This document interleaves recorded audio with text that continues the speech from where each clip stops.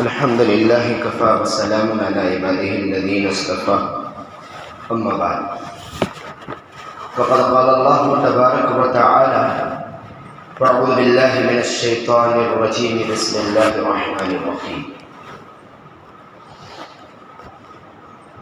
وأنتم الأعلون إن كنتم مؤمنين وقال تبارك وتعالى إن مع العسر يسرا فإن مع العسر يسرا صدق الله العظيم سبحان ربك رب العزة عما يصفون وسلام على المرسلين والحمد لله رب العالمين۔ بزرگوں اور دوستو، مسلمانوں کا جو عروج اس دنیا میں تھا، عروج کے بعد جو مسلمانوں کو جو زوال شروع ہو گیا ہے، اس کی ایک مختصر تاریخ میں آپ حضرات کے سامنے خلافت عثمانیہ کے ذریعے سے پیش کرنے جا رہا ہوں، تاکہ ہم سب کو اس بات کا احساس ہو، ہمارا ماضی ہمیں معلوم رہے کہ ہم دنیا میں کیا کر کے آئے ہیں، اب کیا کر رہے ہیں، ہمیں آئندہ کیا کرنا ہے۔ تاریخ کی اوراق اگر اٹھا کر دیکھیں گے تو مسلمانوں کے اندر جو سلطنت کا نظام چلتا تھا اس کو خلافت کے ذریعے سے تعبیر کیا جاتا تھا۔ بادشاہت اور ملوکیت نہیں ہوا کرتی تھی، بلکہ اس کو خلافت کہا جاتا تھا۔ جیسے خلافت راشدہ، ان خلافتوں میں سب سے اعلیٰ درجے کی خلافت جس کی مدت 30 سال کی تھی، خلافت بنو امیہ جس کی مدت 91 برس کی تھی، 91 ایئرس کی تھی۔ اس کے بعد خلافت عباسیہ جس کی مدت 500 سال سے زیادہ تھی۔ اس کے بعد خلافت اندلس جس کی لمبی چوڑی تاریخ ہے، جو مختلف حصوں میں بٹی ہوئی تھی۔ اس کے بعد خلافت عثمانیہ ہے جو سپر پاور خلافت تھی۔ پوری دنیا کی سب سے بڑی اور عظیم الشان اگر کوئی خلافت تھی جس وقت پورے مسلمانوں کا رعب اور دبدبہ پوری دنیا میں چھایا ہوا تھا، وہ خلافت عثمانیہ جس کی مدت 625 برس کی۔ 1299 سے خلافت عثمانیہ کا آغاز عثمان خان جو ارطغرل غازی کا بیٹا تھا وہاں سے شروع ہو گئی، اور اس کے آخری جو خلیفہ تھے عبد الحمید مرحوم، جو آخری خلیفہ تھے 1924 تک۔ 1299 سے لے کر 1924 تک 625 سال تک پوری دنیا میں جو رعب اور دبدبہ اور مضبوط خلافت کی جو باغ دوڑ اگر کسی کے ہاتھ میں تھی تو مسلمانوں کے ہاتھ میں تھی۔ لیکن یہ خلافت راشدہ کا مقابلہ نہیں کر سکتی، تو وہ تو 30 سال کی تھی، لیکن ساری دنیا کے اندر چھا گئی تھی۔ میں کہہ رہا ہوں کہ سالوں کے اعتبار سے سب سے بڑی جو خلافت پوری دنیا میں ہوئی ہے وہ خلافت عثمانیہ۔ کچھ دن پہلے ارطغرل غازی کا سیریل پوری دنیا میں چھا گیا تھا، سب نے اس کو دیکھا، اچھے لوگوں نے دیکھا، لیکن سیریل میں جو بتایا گیا وہ تاریخ الگ ہے، بس اس کے اندر کچھ جھلکیاں ہیں۔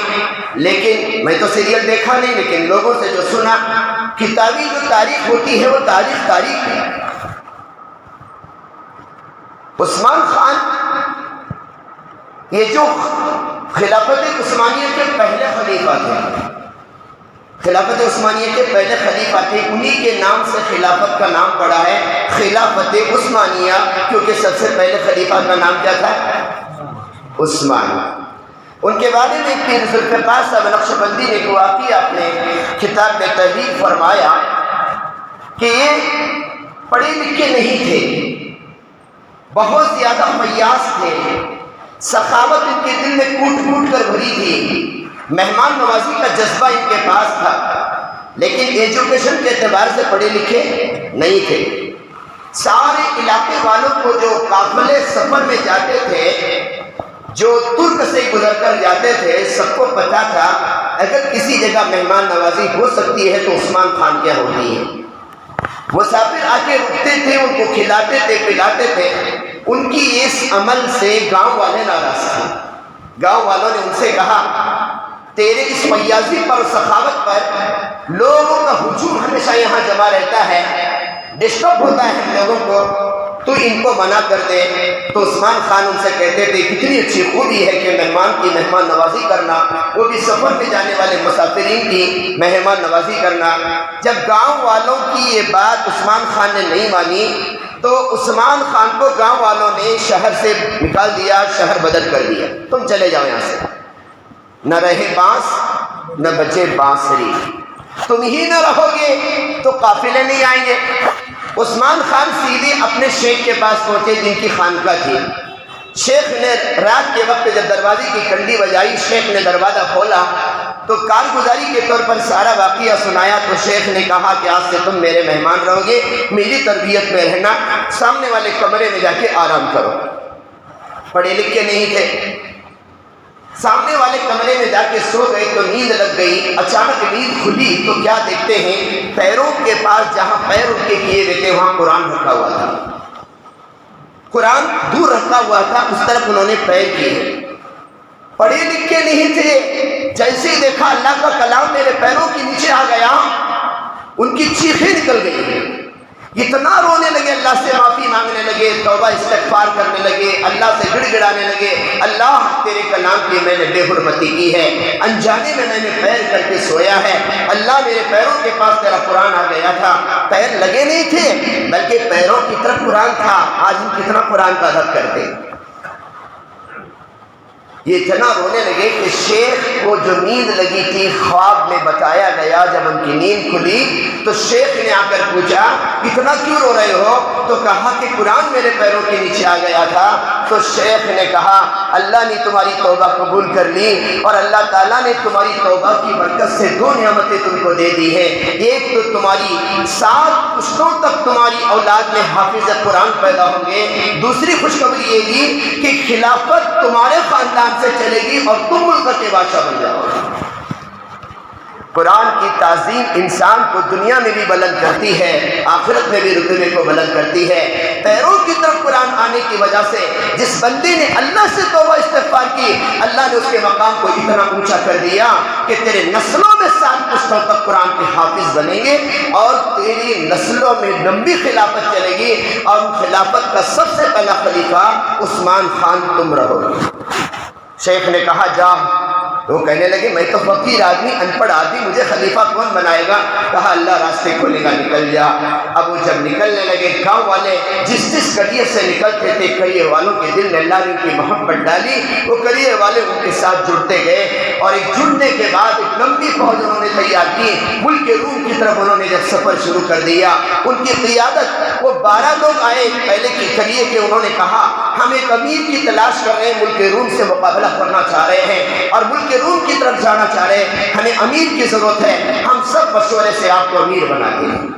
12 آدمیوں کا قافلہ آگے بڑھتا گیا، اکیلا چلا تھا جانب منزل، مگر قافلہ جڑتا گیا، کارواں بنتا گیا، قافلہ جڑتا گیا، کارواں بنتا گیا، آگے کی طرف چلتے چلتے چلتے بڑا شہروں کے لوگ، دیہاتوں کے لوگ ان کے فوج میں داخل ہو گئے، اور یہ جب ترک سے نکل کر ملک روم کی طرف جانے لگے، ملک روم کے بادشاہ کو پتہ چلا کہ میں ان کا مقابلہ نہیں کر سکتا، بہتر یہ ہے کہ ان سے کمپرومائز کر لو۔ تو ملک روم کے بادشاہ نے اپنے فوج کا کمانڈر عثمان خان کو بنا دیا، کہا کہ میرے فوج کا کمانڈر تم رہو۔ عثمان خان فوج کے کمانڈر بن گئے، ایسی سلیقہ اور دانشمندی کے ساتھ انہوں نے فوج کو سنبھالی کہ بادشاہ کا انتقال ہوا، بادشاہ کی کوئی اولاد نہیں تھی، جب بادشاہ کی کوئی اولاد نہیں ہوئی تھی تو بادشاہ نے عثمان خان کو اپنا وصیت کر دی، عثمان خان بادشاہ بنا۔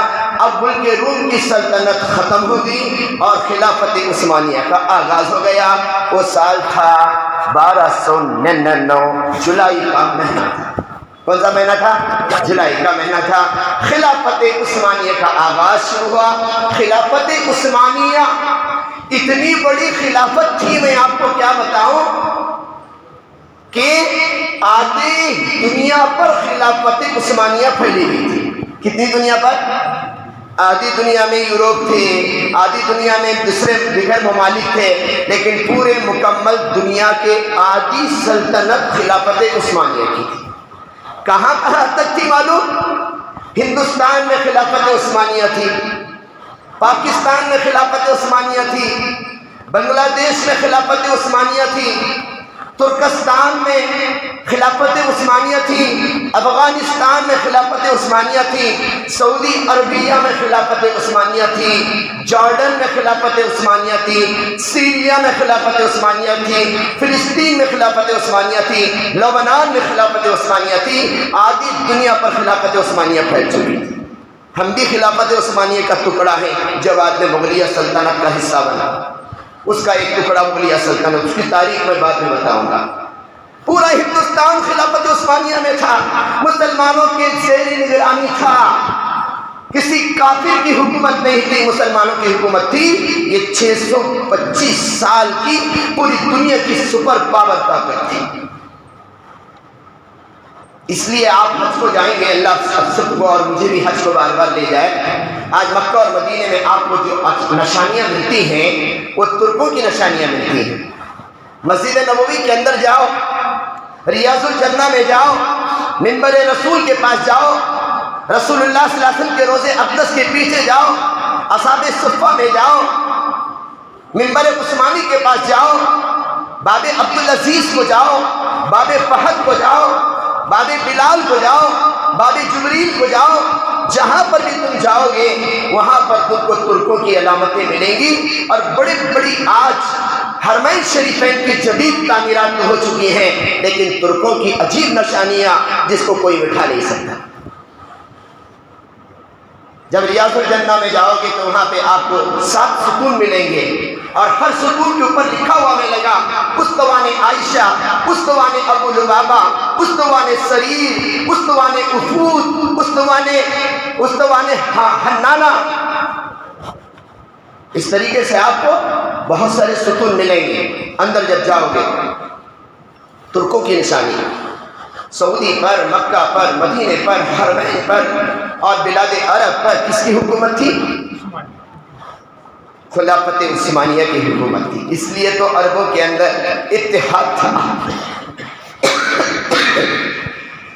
56 ممالک جو اس وقت مسلمانوں کی حکومت کے نگرانی میں ہیں، اس وقت پوری دنیا میں جو 56 ممالک ہیں وہ سارے 56 ممالک کی ایک طاقت تھی۔ اب بتاؤ، سارے 56 ممالک کی جب ایک طاقت ہوگی تو پورے دنیا والے مسلمانوں سے ڈرتے تھے، یہاں تک کہ یوروپ اور امریکہ کی حکومتیں خلافت عثمانیہ کے حکام کی طرف بار بار ہدیے تحفے بھیجتے تھے، ان کی منت سماجت کرتے تھے کہ کہیں جوش میں آ کر یہ ہم سے دشمنی نہ کرے۔ ان کو معلوم تھا خلافت عثمانیہ کسی بھی ملک کے بارے میں اگر ایکشن لینا چاہے وہ ملک کو کچھ ہی دنوں میں تباہ و برباد کر سکتی ہے۔ تو یورپ کے حکام تحفے بھیجتے تھے، ہدیہ بھیجتے تھے اور اچھے تعلقات قائم کیے ہوئے تھے خلافت عثمانیہ سے، تاکہ خلافت عثمانیہ سے دشمنی کرنا بڑی مشکل بات ہے۔ لیکن یہود کی پوری سازش تھی کہ کسی نہ کسی طریقے سے مسلمانوں کی اس عظیم طاقت کو ٹکڑے ٹکڑے میں بانٹ دیا جائے، مسلمانوں کے اتحاد کو پارا پارا کر دیا جائے، مسلمانوں کے اتحاد کو مٹی میں ملایا جائے، مسلمانوں کے اتحاد کو ختم کر دیا جائے۔ اب یہ تو نہیں کر سکتے تھے، ڈرتے تھے، تو انہوں نے منافقین کو تیار کیا ہمارے لوگوں میں سے۔ ہمارے لوگوں میں سے کس کو کھڑا کیا؟ دیگر ممالک والوں نے عرب میں عرب لیگ کے نام سے ایک تنظیم کھڑا کر دی، جیسے مسلم لیگ ہندوستان میں تھی، وہاں پر ایک عرب لیگ بنائی۔ عرب لیگ کے تنظیم کے سربراہ کو مکمل طور پہ اندر سے بھرا، اگر ان کے ذہن میں تعصب ڈالا، عصبیت ڈالی اور کہا تم عرب ہو کر عربی قرآن پڑھنے کے باوجود عربوں کی زبان، عربوں کا قبیلہ سب سے اونچا قبیلہ، اور تم ترک کی حکمرانی کو تسلیم کر کے ان کی غلامی کر رہے ہو، اور جو فارسی بولنے والے، ترک بولنے والے ان کی غلامی کر رہے ہو، تم کو تو اپنی خود مختار حکومت بنانا ہے۔ تمہارے پاس کس چیز کی کمی ہے؟ پیٹرول کے خزانے تمہارے پاس ہیں، دولت کی انبار تمہارے پاس ہے، اور تم ترک کی خلافت عثمانیہ کا حصہ بنے ہو، کیوں نہ اپنی تم الگ سے حکومت تم قائم کرو؟ تو مسلم لیگ کی ناپاک کوشش کی وجہ سے عربوں نے اپنا پرچم الگ سے لہرایا، آل سعود کے خاندان نے لہرا دیا، اور سعود نام کے شخص کو بادشاہ بنا کر سعودی حکومت کو الگ کر دیا۔ اس سعود نام کے بادشاہ نے جو بلاد عرب کو الگ کر لیا، جس کو سرکار نے جزیرۃ العرب کہا تھا۔ سرکار کی حدیثوں میں عرب کے بارے میں آتا ہے کہ جزیرۃ العرب، اس کے نام کو بدل کر سعود نے آل سعود کے بادشاہ سعود نے اس کا نام سعودی کر دیا۔ سعود جا کے کیا ہو گیا؟ سعود کے نام کی نسبت سے اس کو مسلم عرب لیگ کی ناپاک محنت سے، ترک کی حکومت سے، ترک کی خلافت عثمانیہ کی حکومت سے عرب حکومت کو کاٹ دیا گیا۔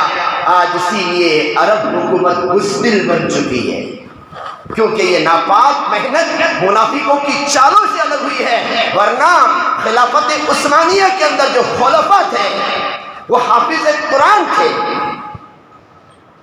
ان کے ایک بادشاہ نے مسجد نبوی کی تعمیر کرنے کے لیے جب ارادہ کیا، 70 گھرانوں کے جوانوں کو بلایا، بچوں کو لیا، ان بچوں کی الگ سے تربیت کی، ان کو ڈسپلن سکھایا، ان کو کام کا ماہر بنایا، ان کو حافظ قرآن بنایا۔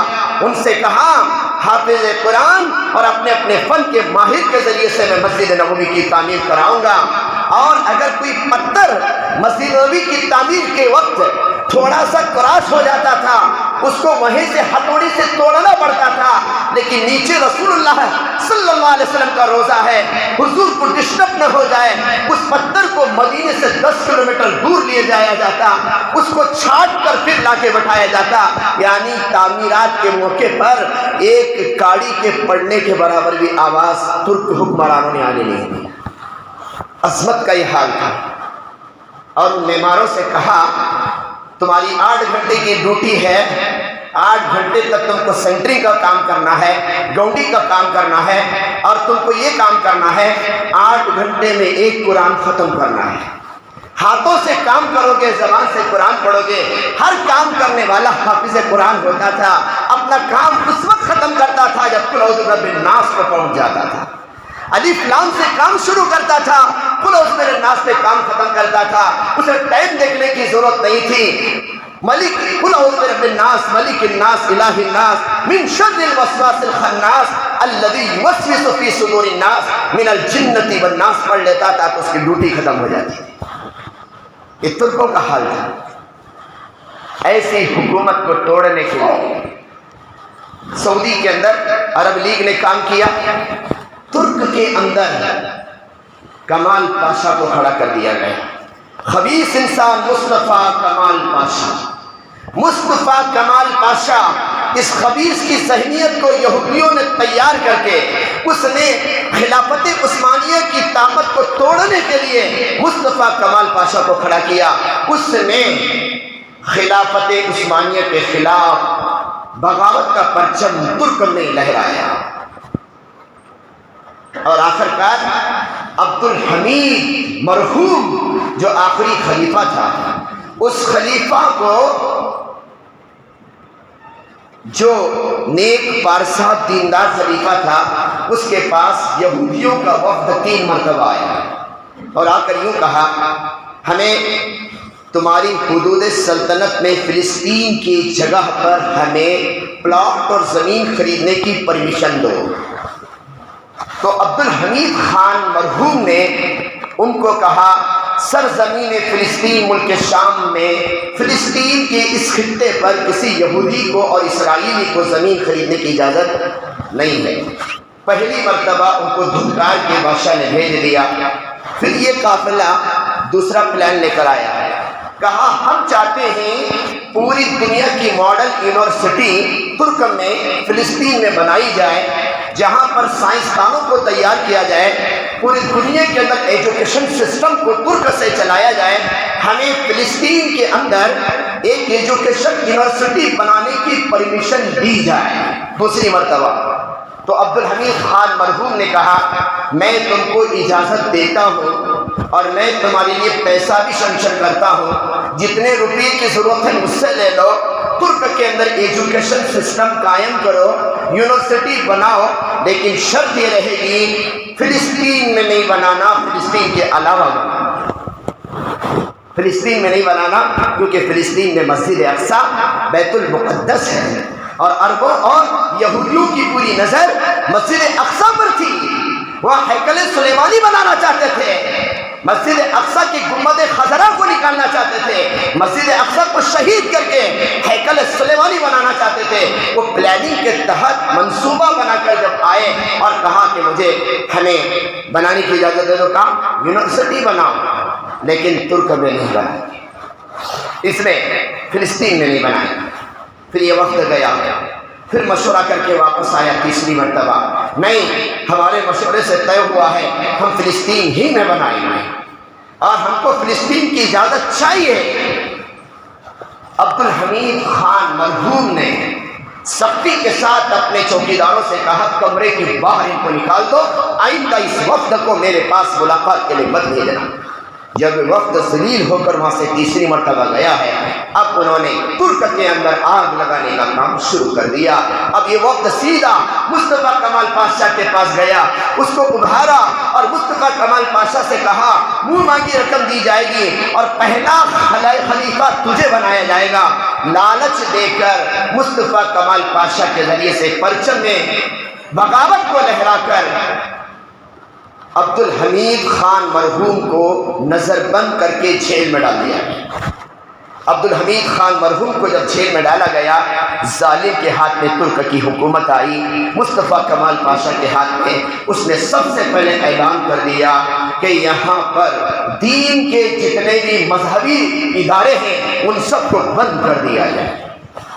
دوسرا اس نے اعلان کیا مسجدوں کے مینارے سے عربی اذان نہیں دی جائے گی، ترک میں اذان دی جائے گی، اللہ اکبر نہیں کہا جائے گا، عرب زبان کو بائیکاٹ کر دیا جائے، مسجدوں کے میناروں سے عربی اذان نہیں دی جائے گی، ترکی زبان میں اذان دی جائے گی۔ تیسرا اعلان یہ کیا ترک لوگ جو ٹوپی پہنتے تھے آج سے کوئی ٹوپی نہیں پہنے گا، اسے ہیلمٹ پہننا پڑے گا، اسے ہیلمٹ پہننا پڑے گا، وہ انگریزوں کی ایجاد کردہ ہیلمٹ تھا، ترک کی ٹوپی کو بائیکاٹ کر دیا۔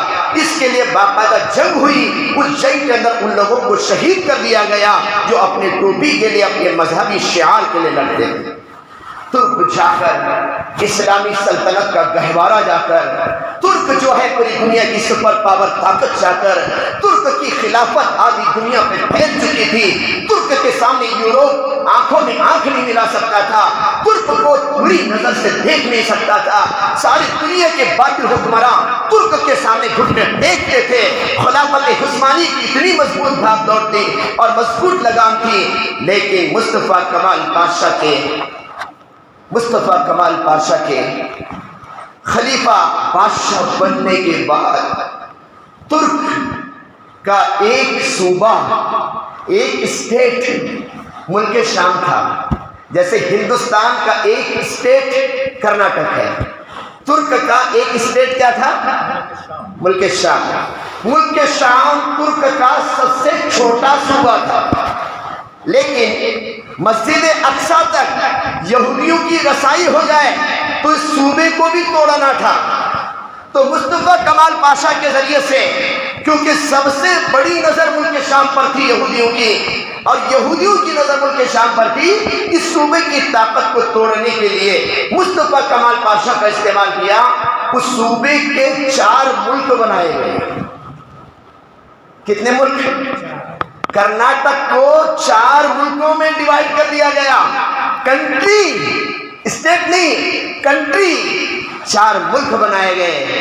ایک کا نام اردن رکھا گیا ہے، ایک کا نام سیریا رکھا گیا، ایک کا نام فلسطین رکھا گیا، اور ایک کا نام لبنان رکھا گیا۔ انگلش میں آج الگ الگ ناموں سے اسے جانا جاتا ہے۔ سیریا تو پہچانتے ہیں، یہ فلسطین، لبنان، اور اسی طریقے سے اردن اور سیریا، یہ ترک کے ملک شام کے ایک صوبے کے 4 ڈسٹرکٹ تھے، سمجھ لو 4 ڈسٹرکٹ تھے، ان چاروں کو توڑ کر الگ سے اس کو اسٹیٹ بنایا گیا ہے، کنٹری بنایا گیا۔ اب کھلے طور پر عیسائیوں کو اور یہودیوں کو اس بات کی اجازت مل گئی، آپ فلسطین کی زمین خرید سکتے ہیں۔ جو فلسطین جو خطہ بنا چھوٹا سا، ملک شام کے ایک صوبے کا چوتھا ٹکڑا، اب دھڑا دھڑ یہودی لوگ زمین خریدنا شروع کیے۔ لالچ دیا گیا، تمہاری مارکیٹ میں زمین کی جو قیمت چلی ہے اس کے 4 گنا زیادہ قیمت دی جائے گی۔ غریب غریب مسلمان پیسوں کی لالچ میں زمین بیچنے لگے۔ پوری دنیا بھر سے 4 بڑے بڑے علماء کے فتوے آئے، ارے فلسطین والوں زمین مت بیچو۔ ان میں سے ایک فتویٰ ہندوستان سے جو گیا ہے حضرت مولانا اشرف علی تھانوی رحمۃ اللہ علیہ کا گیا۔ 4 بڑے بڑے علماء نے فتوے دیے، مولانا اشرف علی تھانوی نے فتویٰ دیا، فلسطین کے جوانوں، فلسطین کے لوگوں، یہودیوں کے ہاتھ میں تم زمین بیچ کر گویا بیت المقدس کو ان کے ہاتھوں پہ تباہ کرنے کے لیے تم خدان دے رہے ہو، چائے دے رہے ہو، ہتھیار دے رہے ہو۔ خدا کے واسطے بھوکے مرو، پیاسے مرو، لیکن زمین فروخت مت کرنا۔ علماء کے ان 4 فتووں کو نظر آتش کر دیا گیا، نظر انداز کر دیا گیا۔ فلسطین کے لوگوں نے یہودیوں کے ہاتھ میں اپنی زمین کو بیچا۔ اب وہ فلسطین کے اندر داخل ہو کر اپنا الگ سے ایک اسٹیٹ بنا لیا جس کا نام انہوں نے اسرائیل رکھا۔ کیا رکھا؟ اسرائیل رکھا۔ ایک اسٹیٹ کے 4 ٹکڑے، پھر ایک ٹکڑے کے 2 ٹکڑے، ایک ٹکڑا اسرائیل، ایک ٹکڑا فلسطین۔ اب بتاؤ، اسرائیل سمجھو ایک تعلقے کی طرح ہے۔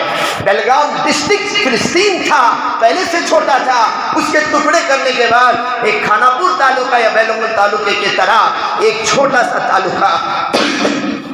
اس چھوٹے سے تعلقے کی حکومت نے ساری دنیا کے اندر ہلچل مچا دی۔ اقوام متحدہ کے اندر درخواستیں پیش کر دی گئی کہ اسرائیل کو باقاعدہ قانون کے اعتبار سے ایک ملک تسلیم کر دیا جائے۔ تو 1945 کے اندر اقوام متحدہ نے اسرائیل کو ملک تسلیم کر دیا۔